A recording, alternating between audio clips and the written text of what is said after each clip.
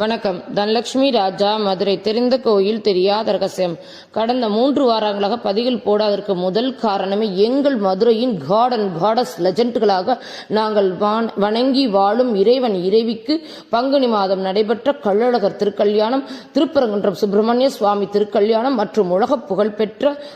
மதுரை ஆளும் மீனாட்சி சுந்தரேஸ்வரர் திருக்கல்யாணம், அதுடன் கூடிய சித்திரை திருவிழா பெருவிழாவாக மதுரை மக்கள் ஒன்றுபட்டு ஒன்று கூடி திருவிழாவாக சித்திரை மாதம் நடைபெறும் சுந்தராஜ பெருமாள் கள்ளழகராக அவதரித்து வைகை ஆற்றில் எழுந்தருள் புரியும் நிகழ்வினை மதுரை மக்களாகிய நாங்கள் மற்ற ஊர்களில் தேர்கள் வரும் இறைவனை எங்கள் வீதிக்கு வா, எங்க தெருவுக்கு வா, எங்க வீட்டுக்கு வா என உரிமையுடன் கொண்டாடும் பங்குனி சித்திரை திருவிழா சேவைகள் இறைவனுக்கு பணி என எங்கள் சேவையாளர் குழுவின் 96, 97, 98, 99 என சதத்தை எட்டிய இறை பணிகளை சேவைகளை பாகங்களை தங்களுக்கு சமர்ப்பணமாக பகிர்ந்து கொள்கிறேன். எங்கள் மதுரையின் சிறப்பை தெய்வ திருமணங்களும் உறவுகளின் உரிமையை தெய்வங்களை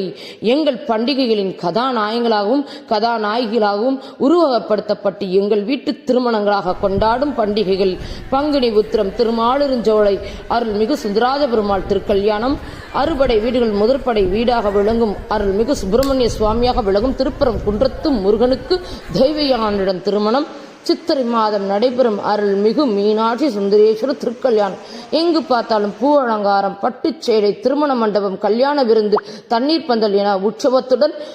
ஊர்கூடி கொண்டாடும் மங்களகரமான தெய்வ திருமணங்களை தங்கள் வீட்டு திருமணம் போல் சீர்கொண்டு செல்லுதல், சுவாமி நகர்வலம், தேர் திருவிழா என ஒரே கொண்டாட்டத்துடன் தெய்வங்களை மகிழ வைத்து மனம் குளிர்ந்து தங்கள் குடும்பத்திற்கும் வீட்டிற்கும் இறைவனையே அழைத்து வரும் மதுரை மண்ணின் பெருமை. பங்குனி மாதத்தில் 1/4/2026 என்று நடைபெற்ற மதுரை திருமாலிருஞ்சோலை சுந்தராஜ பெருமாள் திருக்கல்யாண திருவிழாவை முன்னிட்டு காஞ்சி வரதராஜ பெருமாள் கைங்கரிய சபையின் மூலமாக கள்ளழகர் திருக்கோயில் உற்சவத்தினை அலங்காரம் மற்றும் உளவாரப்பணி செய்வதற்கான அழைப்பினை காஞ்சி செல்வகுமார் சார் எங்கள் குழுவிற்கு அழைப்பு விடுத்தார். 75 நபர்கள் இணைந்து கள்ளழகராக கருமை வண்ணத்தில் காணப்படும் பெருமாளினை கோயிலை கருமை வண்ணம் அல்லாது எல்லா வண்ணங்களின் பெயிண்ட் கோலங்களாய் எங்கள் குழுவினர் அற்புதமாக பெரிய பெரிய கோலங்களாக திருமணத்திற்கு தயாராகும் மண்டபத்தினைப் போல எங்கள் கார் வண்ண கண்ணன் ஆகிய கள்ளழகரின் கருவறை வெளியே வரை கோலத்தினை அலங்காரம் செய்யும் வாய்ப்பினை வழங்கிய காஞ்சிபுரம் செல்வகுமார் சாரின் அன்பினை வழங்கும் காஞ்சி வரதனாக காட்சியளித்தார். அழகர் கோயிலின் வெளிப்பிரகாரம், உட்பிரகாரம், தாயார் சன்னதி, சக்கரத்தாழ்வார் சன்னதி, ஆண்டாள் சன்னதி, கல்யாண உற்சவ மண்டபம் மற்றும் கொடிமரம் என எங்கள் குழுவினரின் கை வண்ணத்தில் அழகரின் இல்லக்கோயில் அலங்கார வண்ணமயமாக செய்வதற்கு நாங்கள் பிறவி எடுத்த பெரும் புண்ணியமாக வணங்கி